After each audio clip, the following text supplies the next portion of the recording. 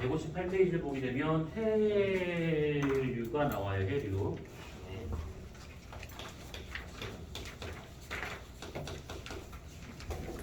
자, 우선은 이 해류와 같은 경우에는 그 말 그대로 바닷물의 어떤 흐름이라고 볼 수가 있는 것들인데 그 뒤에 나오는 그 조류하고는 조금 다른 차원이지. 그러니까 1년 동안 같은 방향으로 계속 흘러갈 수 있는 뭐 그런 물의 흐름을 해류라 하게 될 것이고, 주기적으로 밀물설물이 나타나고 있는 것을 조류라고 이렇게 말을 해요. 자, 우선은 얘네들 같은 경우에는 우리가 먼저 몇 가지를 좀 봐야 되는데 내용이 좀 많을 겁니다. 우선은 이 해류가 만들어지는 그 원인에 대해서 잠깐 좀 먼저 정리를 한번 해보자면, 해류와 같은 경우에는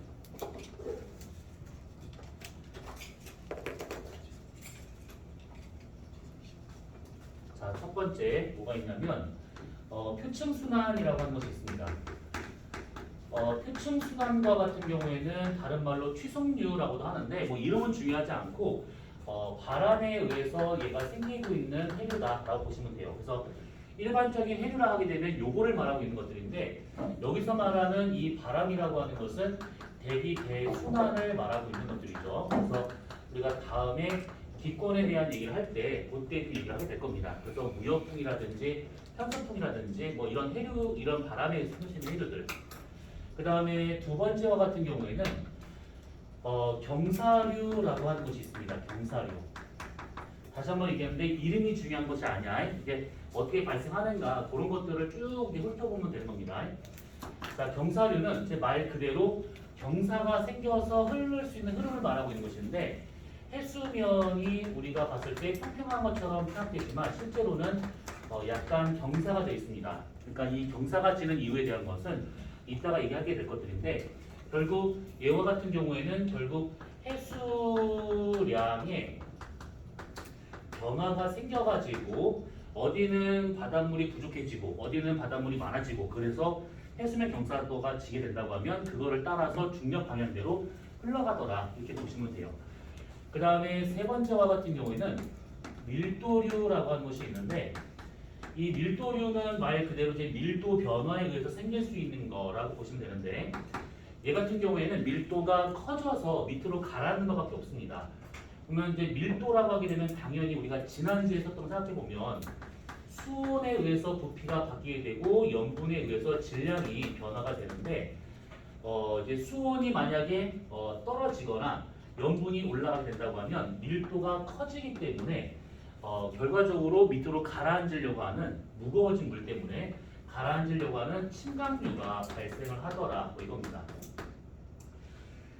밀도가 작아져서 위로 뜨는 바닷물은 없습니다. 그 심해와 같은 경우에는 워낙 수압이 크다 보니까 거기에서 밀도가 작아진다 이런 경우는 없고, 표층에서 밀도가 커져서 가라앉는 물만 있다라고 보시면 돼요. 자, 그 다음에 네 번째와 같은 경우에는 보류라고 하는 것이 있는데, 보류는 어딘가에서 해수량이 부족해지면서 그것을 채워주기 위해서 발생하는 해류라고 보시면 돼요. 그래서 어느 곳에 물이 부족하면 그것을 이제 보충해 주기 위해서 나타나더라, 이렇게 생각하시면 되고, 그 다음에 다섯 번째와 같은 경우는 지형류라고 하는 것이 있는데, 이 지형류라고 하는 것은 이게 나중에 너네가 원하는 학교에 이제 들어가게 된다고 하면 들어가서 진상과고 쓴 사람은 1학년 2학기 때 당장 저게 내신이 될 것인데, 대기하고 해양에서 힘의 크기를 갖고, 그러니까 뭐 이것도 구하고 저것도 구하고 막 별거 다 구합니다.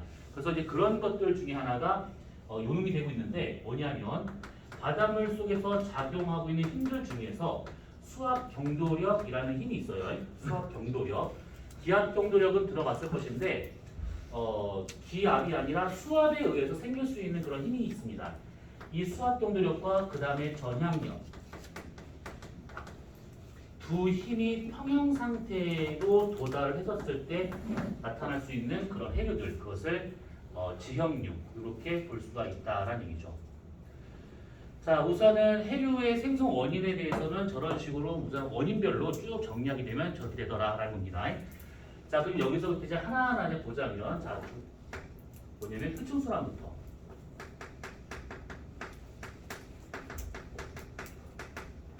만약에 여기 있는 것들을 난 잘 모르겠다. 너무 많다. 그러면 적어도 표층순환 하나만이라도 기억하고 있습니다. 이거 하나만이라도. 자, 우선 이 표층순환과 같은 경우에 먼저 하기 전에 요거부터 따져봐야 됩니다. 첫 번째 뭐냐면 에크만 구성.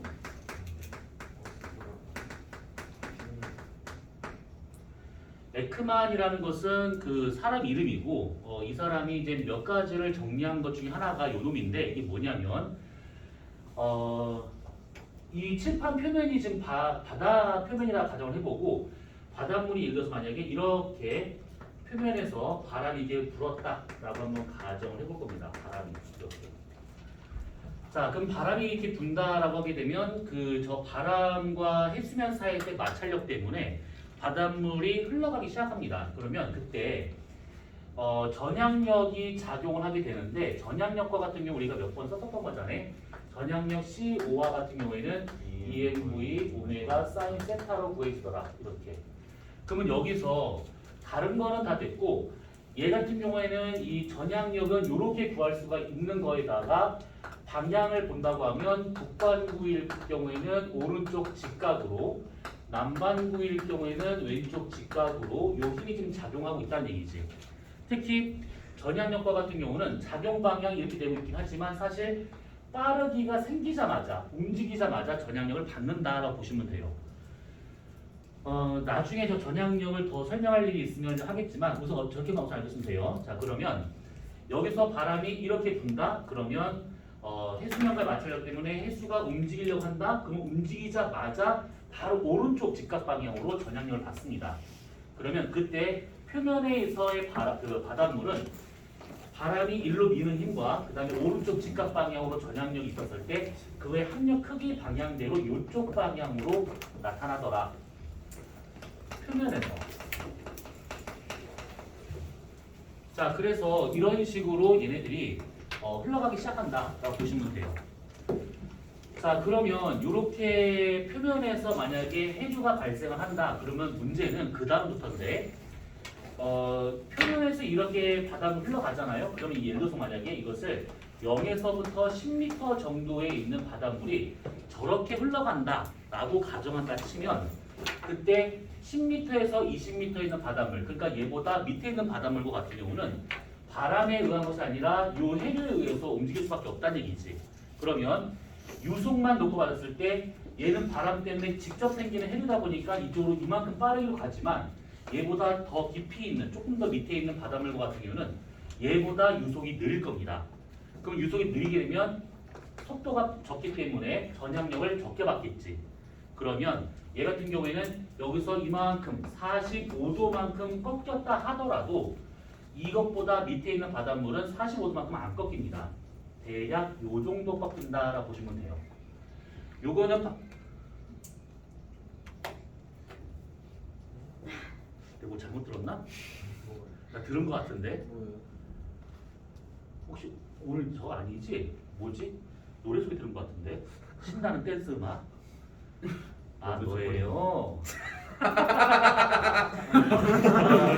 미친 새끼 너 오자마자 왜 춤추고 싶어? 한번 알람. 알람이 신나? 아침마다 이렇게 신나는구나. 사람이야. 네. 닥쳐 미친놈아. 아니 노래가 나온 거야 생각을. 노래가 나온 거야. 노래가 나왔어. 나 귀 어떻게 밝은가 봐. 헐. 니네가 집중 많이 했겠지. 선생님 목소리밖에 안 들어. 막 털이 쓴다 봐. 잠깐 다시 전향력. 뭐가 왔어? 그래서 10에서 20m까지 같은 경우에는 10에서 20m까지는 어쨌든 간에 얘보다 유속이 느려지기 때문에 전향력을 적게 받아서 45도만큼은 안 꺾이더라. 요겁니다. 그러면 똑같은 방법으로 20에서 30m에 있는 바닷물은 얘보다 유속이 느릴 것이고 그러면 전향력 적게 받을 것이고 얘보다 더 적은 각으로 이렇게 움직이더라라는 얘기지. 자, 아무튼 이렇게 계속 반복을 하다 보면 해류가 이런 식으로 이렇게 하다가 언젠가는 표면에 있는 해류와 반대 방향으로 이렇게 나타날 수가 있습니다. 쭉 돌다 보면 이거 위에서 내려다 봤었을 때의 모습이야. 그러니까 수심이 깊어짐에 따라서 원형 나선 계단 따라 내려가듯이 저런 식으로 쭉 돌고 있더라. 요겁니다. 자, 그랬었을 때 얘처럼 이렇게 표면의 해류의 반대 방향으로 나타날 수 있는 이 해류가 나타나는 그 깊이를 마찰, 저항, 심도라고 말합니다. 이름 중요하지 않아요. 그냥 바람에 의해서 직접적으로 영향받을 수 있는 깊이가 여기까지다라고 생각하시면 돼요. 자, 그러면 이게 이렇게 지금 되고 있는 것이 우선 이해는 됐지. 네. 역시 과거 준비하는 분들이 달라. 일반고 애들 이거 설명하잖아요. 그러면 몰라. 이걸 입체적으로 그림을 보여줘도 잘 몰라. 그래갖고 이제 특히 막 단절해서 뭐가 올라와. 근데 한 방에 이해했어. 아우 잘했어요. 처음 들어보는 지금. 잠깐만. 혹시 진짜 이해한 건가? 말로만 그런 건가? 아니야. 자, 알겠습니다. 믿어야지 뭐. 자, 그래서 이렇게 되고 있습니다. 그럼 여기서 우리가 알아둬야 될 것은 몇 가지가 있을 것인데 우선 첫 번째는 표면에서 나타나고 있는 요 해류, 요거 이게 북반구일 경우에는 오른쪽으로 전형에 작용하기 때문에 바람 방향의 오른쪽 대략 45도로 꺾여서 나타나더라. 그러면 여기서 말하는 이 표면에 나타나는 저 해류가 그 지금 프린트물 거기 나와 있는 뭐 쿠로시오 해류라든지 북태평양 해류라든지 뭐 기타 등등 전 세계에서 볼 수 있는 그런 해류이 다 이런 거다라고 보시면 돼요. 요게 표층 해류. 그 다음에 두 번째는 우선 뭘 또 알고 있어야 되는 거냐면 두 번째는 위에서 내려다 받았을 때 얘가 지금 돌아가는 방향이 이쪽 오른쪽에서 이쪽 방향으로 지금 도는 것 좀 보이죠. 이것을 위에서부터 쭉 들어갈수록 돌아가는 방향이 오른쪽 그러니까 시계 방향을 돌고 있는 것인데 이 방향을 에크만 나선이라고 합니다.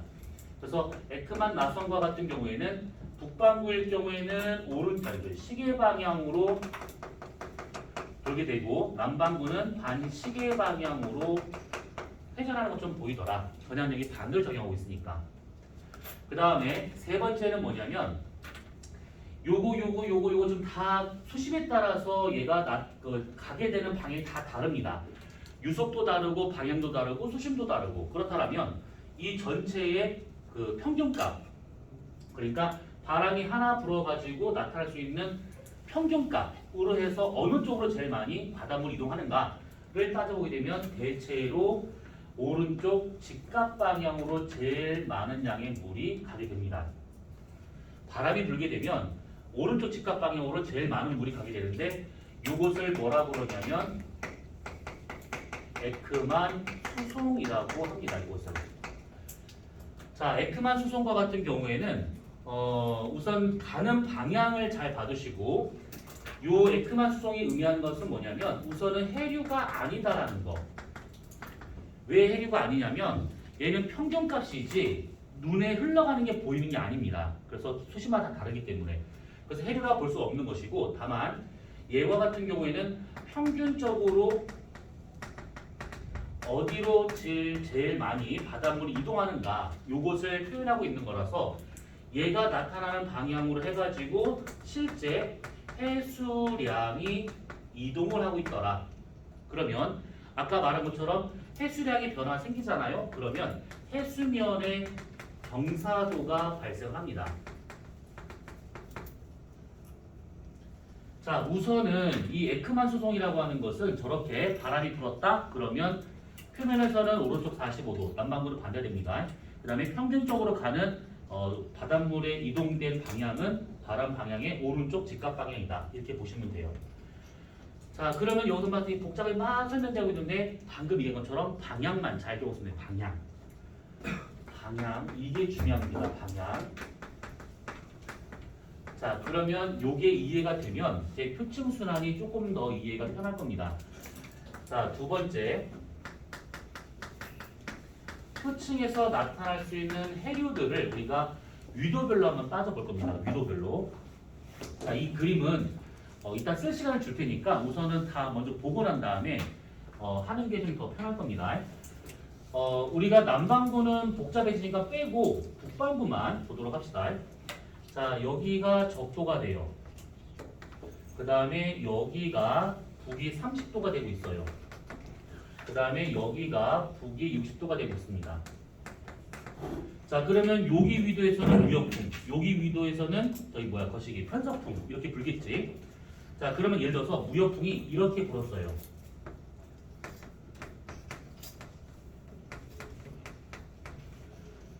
지금부터 색깔 맞추는 거니까 자 흰색으로 표시되고 있는 것은 바람 방향을 말하고 있는 겁니다. 자 그러면 이렇게 바람이 불었다. 그리고 편서풍은 여기서 이렇게 불고 있겠죠. 자 그러면 여기서 표면에서 나타날 수 있는 해류를 보자면 표면에서의 해류 방향을 보잖아요. 지금 북반구만 얘기하고 있는 중이니까 오른쪽 45도 방향으로 표면 해류가 발생을 합니다. 요거. 자 그러면 바람이 이렇게 부네요. 그러면 오른쪽 45도 방향으로 이렇게 해류가 발생한다라고 봐야겠죠. 이렇게 해류가 나타나게 돼요. 그 다음에 편서풍 때문에 이쪽 방향으로 해류가 이렇게 가게 됩니다. 이렇게. 그래서 세계 지도나 이런 걸 보게 되면 가끔 해류가 표시되고 있는 걸 보게 되면 이렇게 위도와 나란하게 나타날 수 있는 이런 해류들은 바람 방향에 대해서 오른쪽 45도 꺾이다 보니까 이렇게 가는 해류, 이렇게 가는 해류가 이렇게 나타나더라라는 얘기입니다. 자, 그럼 이렇게 쭉 가다가 육지를 만나요. 그러면 이 해류가 쭉 가다가 육지를 만나면 얘네들이 방향을 틀어야 되는데 그때 진행 방향에 대해서 오른쪽으로 전향력이 많이 받으니까 진행 방향 오른쪽으로 많이 꺾여버립니다. 근데 일부가 살짝 왼쪽으로 가는 경우도 생겨요. 이런 식으로. 마찬가지로 얘도 쭉 가잖아요. 그럼 육지 만나. 그러면 오른쪽으로 제일 많이 꺾이는데 일부가 왼쪽으로 가는 경우도 있습니다. 근데 여기에서 우리가 이 위쪽에 대한 것은 전혀 볼 필요가 없는 것이고 우리는 여기 밑에만 보시면 되는데 여기서 그림 하나를 그릴 수밖에 없네.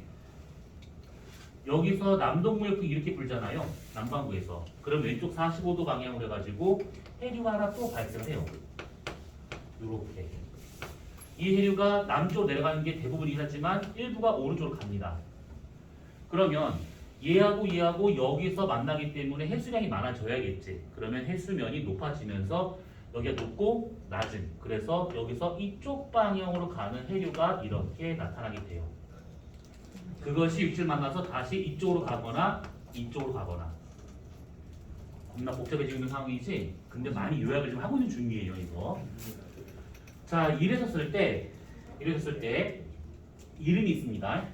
적도잖아요. 적도 위에서 돌고 있는 요 순환, 이것을 열대순환이라 하게 되는 것이고, 그 다음에 이렇게 돌고 있는 요 순환을 이것을 뭐라고 그러냐면 열대순환이라고 얘기를 합니다. 이렇게.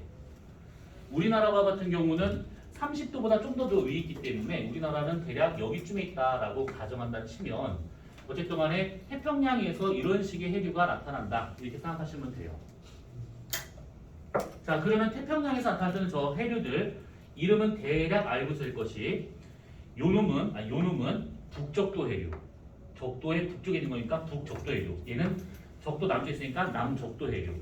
그러면 얘와 같은 경우는 북적도와 남적도 해류의 반대 방향으로 가고 있으니까 적도에서의 반대 흐름, 적도 반류. 그 다음에 이렇게 올라간 해류가 여러분 한 번쯤 들어봤을 쿠로슈 해류. 요게 그 다음에 요놈이 저희 북태평양 해류. 요게 캘리포니아 해류. 해류 이름은 사실 되게 많은데 그걸 다 할 필요 없는 것이고 지금 얘기했던 것들 정도만 기억하고 되는데 이마저도 너무 많아요. 그러면 여기 나와 있는 4개만 알려줘도 돼요. 북적도 해류, 쿠로슈, 북태평양, 캘리포니아. 이것도 너무 많은 것 같아요. 그러면 쿠로슈 해류, 그 다음에 요거 캘리포니아 해류. 이것도 너무 많아요. 하지 마 그러면. 하지 마. 근데 아무튼 전 모르겠다. 그럼 딱 두 가지만 이렇게 알죠? 너무 많으면 머리만 아픈 거니까. 자 그러면 우선은 저렇게 이 그림을 우선 빨리 그럼 그려보세요.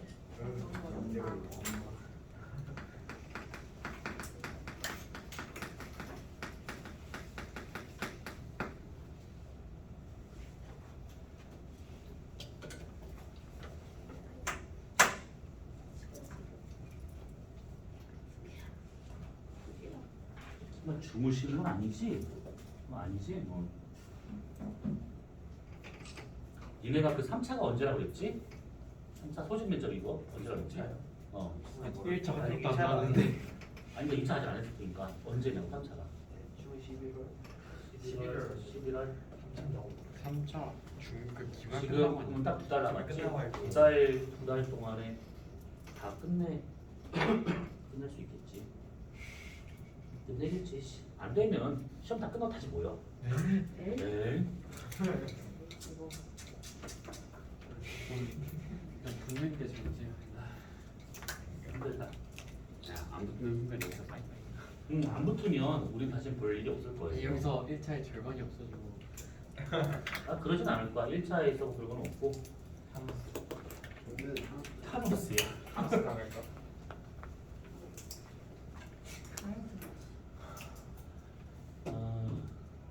재밌을 거야. 네. 이제 과학고를 가면 재밌을 거야. 네, 너무 기대돼요. 내 평생 후회가 그거야. 정말 짜증. 금요일에 과거 하신 거예요? 금융과 1차가 금요일이야. 1차가 금요일이야. 다 됐어? 정리? 예. 내가 너무 압박을 하고 있는 중인가? 뼈대가 미안합니다. 만들었어요. 아직 표정 메뉴 그리고 있어요.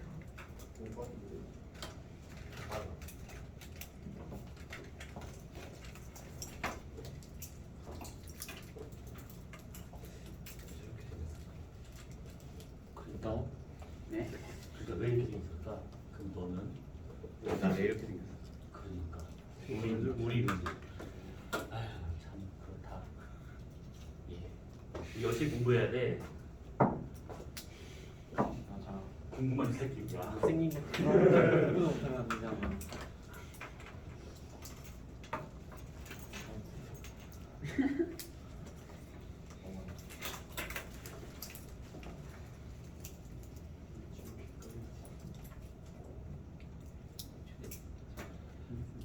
자 그러면 표층 해류가 이렇게 되고 있는데 여기에서 해수면 높이 변화에 대한 것을 살짝 볼 건데 요놈 만약에 이해가 안 가면 그냥 이해가 안 가는 대로 가만히 냅뒀다가 나중에 심심하면 정말 너무 할 게 없다 심심하다 그럼 그때 한번 보세요. 자 우선은 얘와 같은 경우는 요 그림을 살짝 다르게 한번 그려볼 겁니다. 자 적도가 여기 있다라고 가정을 하고요. 그 다음에 여기가 북위 30도가 되고 있습니다. 그 다음에 여기가 북위 60도가 되고 있어요. 무역풍이 지금 이렇게 불고 있고 그 다음에 편서풍이 이렇게 불고 있습니다. 자 이번에는 빨간색 에크만 수송 방향입니다. 자 에크만 수송 방향을 따져본다고 치면 어떻게 되느냐? 바람이 이렇게 불잖아요. 여기도 하나 더 그려야겠네. 무역풍이 이제 하나 더 있죠 이렇게. 그러면 에크만 수송 방향은 바람 방향에 대해서 북반구는 오른쪽 직각이고 남반구는 왼쪽 직각이 되고 있는 곳인데 바람이 이렇게 불어요. 그러면 이쪽 방향으로 에크만 수송이 발생을 합니다. 마찬가지로 이쪽 방향으로 에크만 수송이 발생하게 돼요. 하나 더 그려야겠네. 여기에 극동풍이 하나 있죠. 대기대전환 배웠으니까 이렇게 말해도 다 알아들 거라 믿어요. 그러면 여기서는 이렇게 되기 때문에 오른쪽 직각 방향으로 이렇게 에크만 수송이 발생을 합니다. 남반구와 같은 경우는 전향력이 반대잖아요. 왼쪽 직각으로 이렇게 에크만 수송이 발생합니다. 자 그러면 어떤 일이 벌어지냐면 바람이 지속적으로 계속 불잖아요. 그러면 표면에서의 해류도 발생하는 것도 맞긴 하지만 에크만 수송이라 가지고 저기 표현하고 있는 저것들이 나타나게 돼요. 그러니까 바닷물이 지속적으로 뭔가가 계속 이동하려고 하는 힘이 발생합니다. 그랬었을 때 보시게 되면 여기와 같은 경우 자 노란색은 해수면 높이에 대한 힘입니다.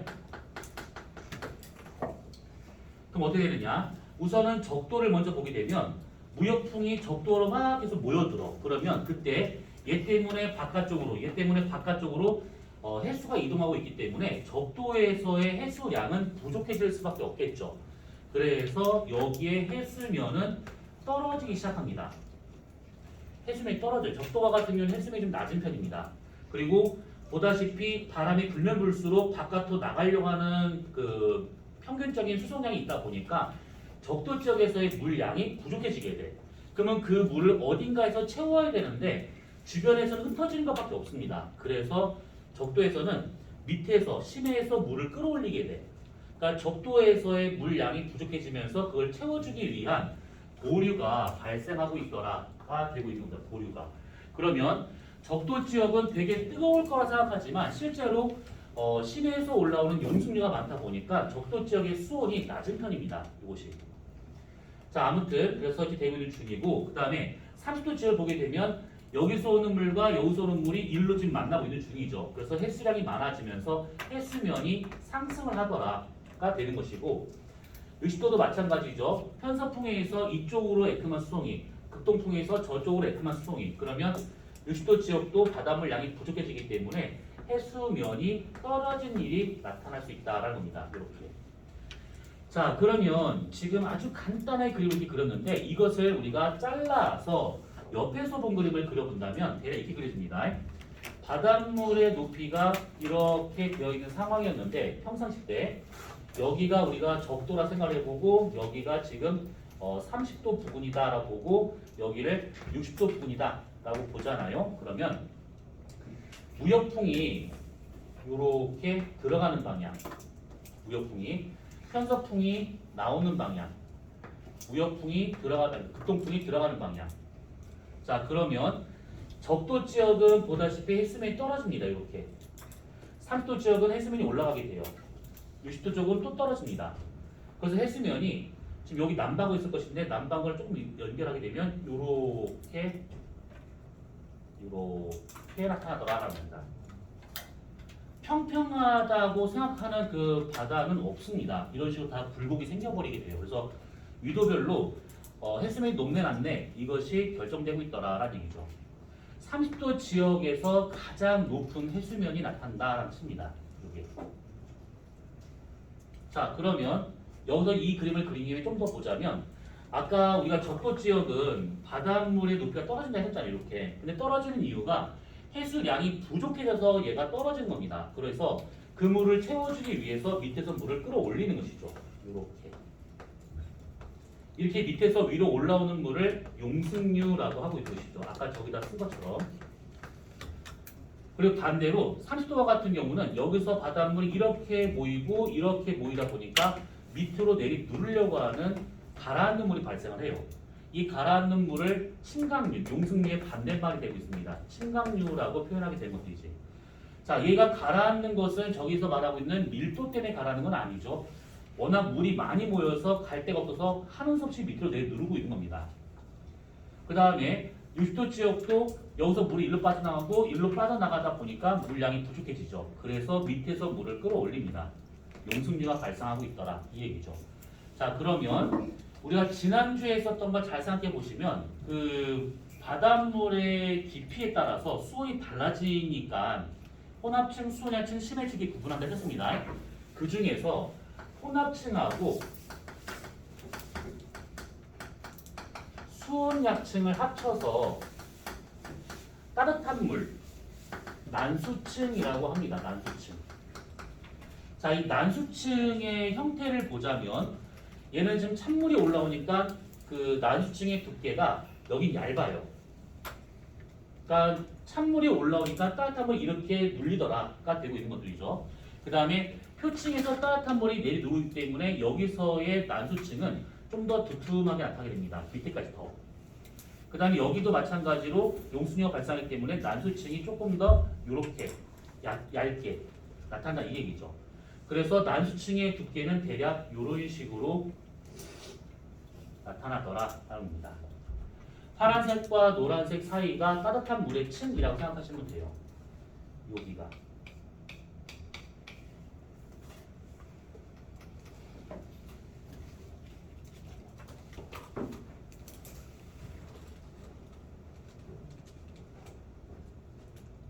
이거를 세세하게 이해할 필요가 없습니다. 아까 말한 것처럼 방향 정도 봐두시고 해류가 발생하게 되면 해수면 높이가 왔다 갔다 할 수 있겠구나. 그러면 바람에 대해서 어느 쪽으로 에크먼스가 발생하면 뭐 어떻게 될 것이다. 뭐 전체적인 것들만 쭉 훑어보는 거라고 생각하시면 돼요.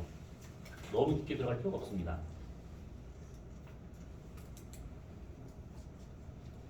되었을까? 칠판 지우기 전에 질문. 그치, 너무 많아서 뭘부터 질문할지 모르겠지. 어쨌든 질문.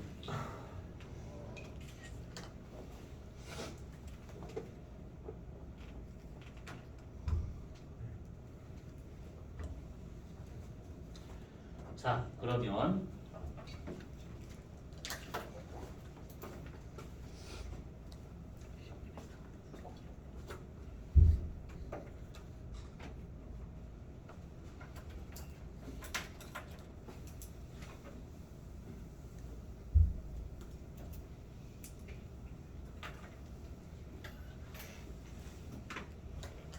네 번째,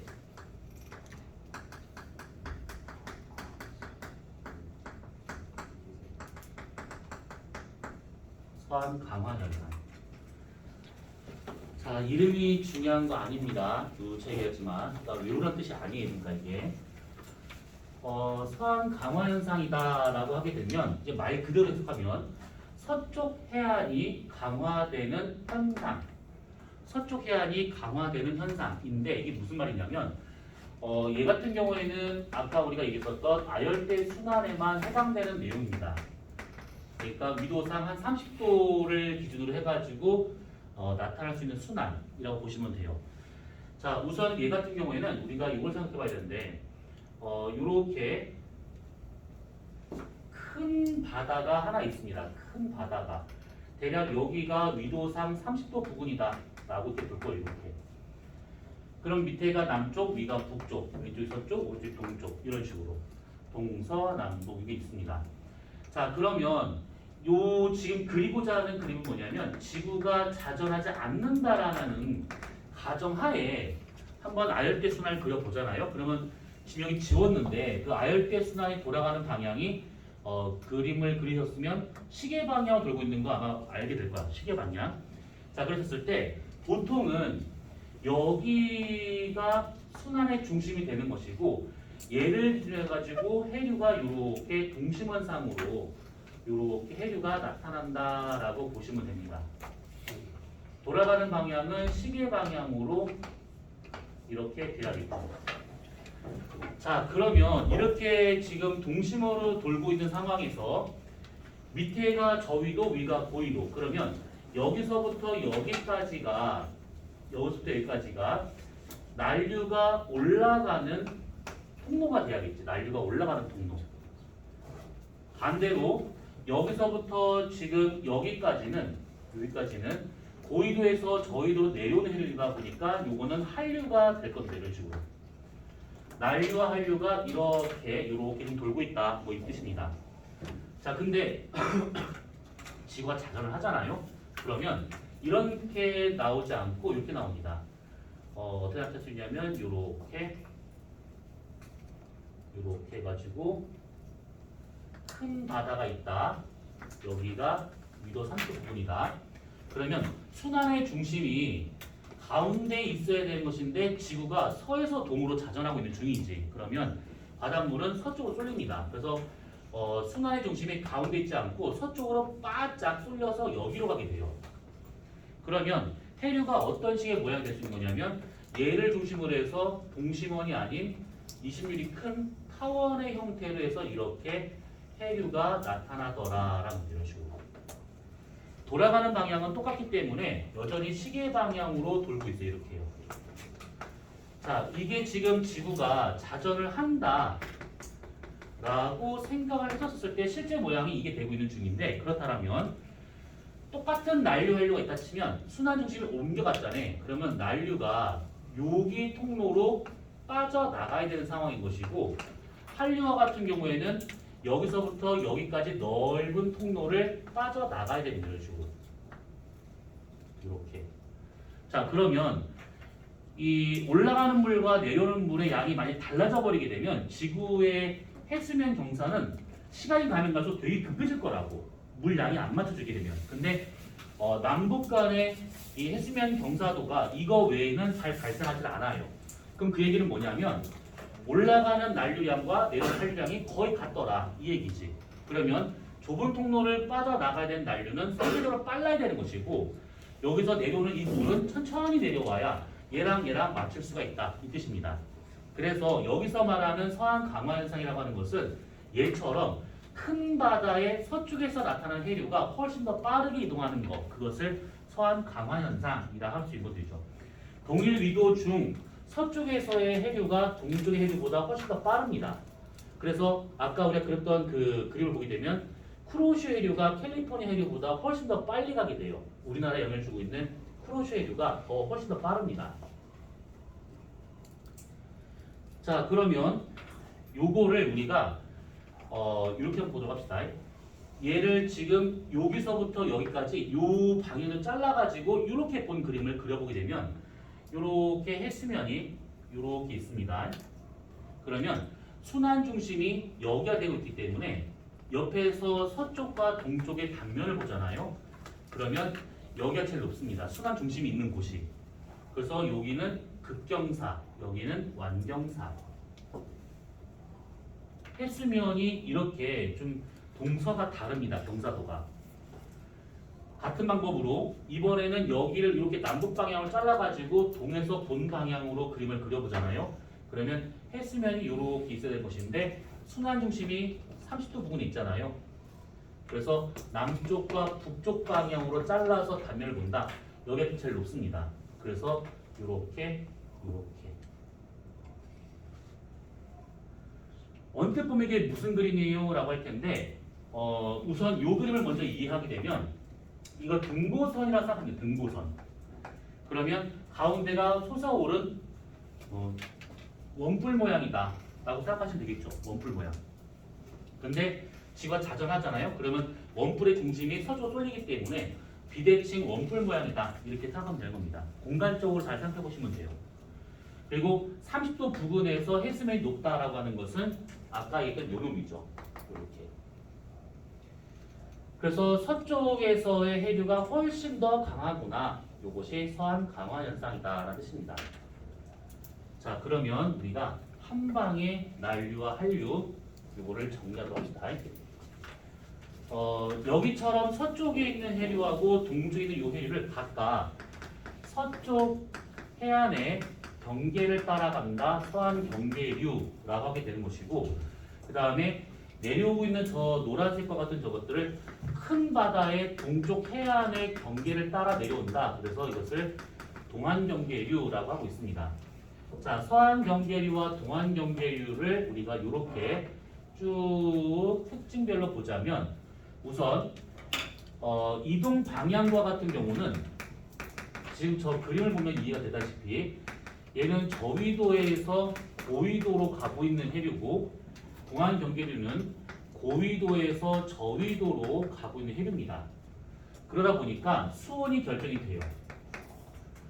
저위도에서 가고 있는 해류다 보니까 얘는 따뜻한 물인 난류가 될 것이고 얘는 고위도에서 내려오는 해류다 보니까 차가운 물인 한류가 되고 있더라랍니다. 자, 난류와 한류라고 하는 것은 따뜻한 물, 찬물이란 뜻이긴 한데 이게 적정 온도를 기준으로 이상을 난류, 이하를 한류 이렇게 표현하지 않습니다. 주변 바다보다 온도가 높으면 한류고 높으면 난류고 낮으면 한류 이렇게 표현하게 돼요. 자, 우선 이게 딱 정해진다고 하면 그 다음부터는 볼 수 있는 것이 먼저 용존 기체량. 용존 기체라고 하는 것은 지난주에 잠깐 있었던 것이죠. 용존 산소, 용존 이산탄소. 얘와 같은 경우에는 기체 용해도하고 상관이 있는 것인데 기체 용해도 이거와 같은 경우는 기체 용해도가 크려면 당연히 수온은 낮아야 되고 염분은 낮아야 되고 그 다음에 기압이나 수압과 같은 그런 압력과 같은 경우에는 커야 될 것이죠. 그러면 기체의 의도가 커지기 때문에 산소나 이산탄소가 물에 잘 녹아 들어갑니다. 그래서 난류와 같은 경우는 수온이 높다 보니까 기체 용해도가 작겠죠. 한류는 기체 용해도가 큽니다. 그래서 용존 기체량은 난류가 적게 들어가 있는 편이고 한류가 많이 들어가 있는 편이다. 이렇게 보시면 되는 겁니다. 용존 이산탄소나 용존 산소량이 이쪽에 훨씬 더 많더라. 이 얘기죠. 그 다음에 염분, 지난주에 있던 것이죠. 고체인 염류가 녹아 들어간 것을 값으로 표현한 게 염분이죠. 그러면 고체 용해도화 같은 경우는 온도 올라갈수록 더 잘 녹아 들어가죠. 그래서 난류가 염분이 높아요. 얘는 염분이 낮아요. 작습니다. 그 다음 영양염류라고 하는 것이 있는데 영양염류와 같은 경우는 바닷물 속에 있는 플랑크톤과 같은 것들의 1차적인 먹이가 될 수 있는 것들인데 보통은 이런 영양염류와 같은 경우는 그 생물들의 사체, 부스러기라고 하시면 돼요. 사체 부스러기. 그러니까 플랑크톤의 어떤 먹이가 되는데 그런 그 사체 입자들 이런 걸로 보시면 되는데 이 연임류와 같은 경우에는 난류 쪽에는 얘가 좀 적게 들어가 있는 편이고 한류 쪽에 많이 들어가 있는 편입니다. 그럼 영양염류가 많이 있다, 적게 있다라고 하는 것은 이 바닷물의 투명도가 달라진다는 얘기죠. 부유물질이 적으면 당연히 바닷물은 투명해질 겁니다. 근데 부유물질이 많이 들어있는 한류 같은 경우는 그거에 비해서는 불투명하다라고 봐야겠죠.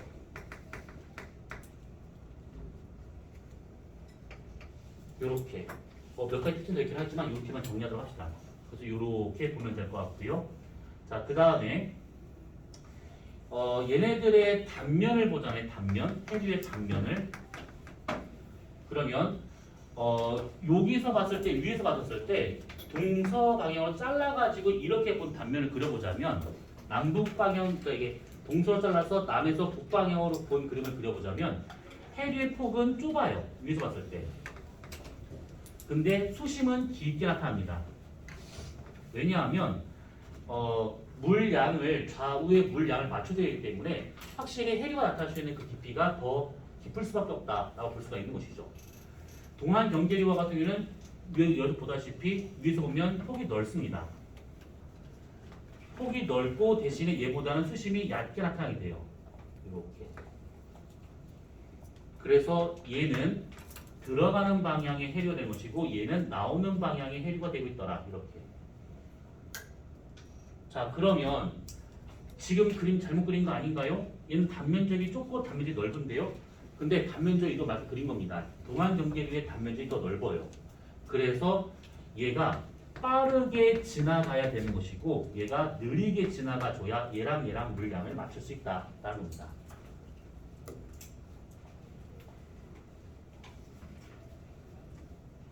그래서 이렇게 난류 한류를 정의할 수 있는 것인데 무조건 아열대 순환 중에서 30도에 걸쳐 있는 해류 중에서 서쪽에 있는 해류는 무조건 이런 특징을 동쪽에 있는 해류는 다 이런 특징을 갖고 있더라라는 겁니다.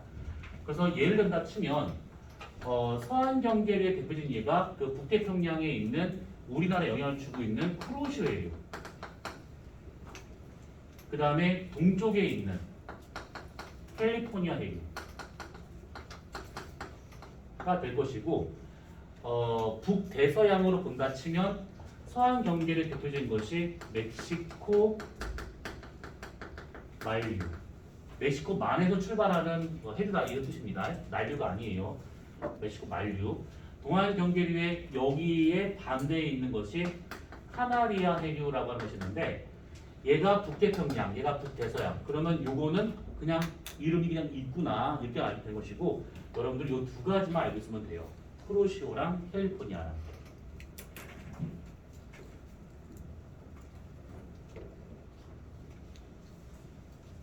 많지? 네, 많을 겁니다. 근데 해류를 이렇게 50분 만에 이렇게 끝내는 것은 나도 처음인데 아무튼 아주 요약에 했다라는 거. 나중에 이걸 갖고 피를 토하면서 공부하게 될 겁니다.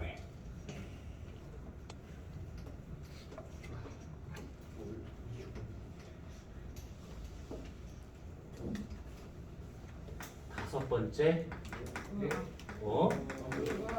끝났단 말 안 했는데 적도 반류. 50분 만에 끝냈잖아. 아니 여기까지 끝났다 이거지 내 말은. 근데 못하겠어 힘들어서. 그죠? 쉬었다 하니까 너무 잔인한 거 같아. 이거 필기 다 하면 실패. 모르겠고 나는 쉴 거고.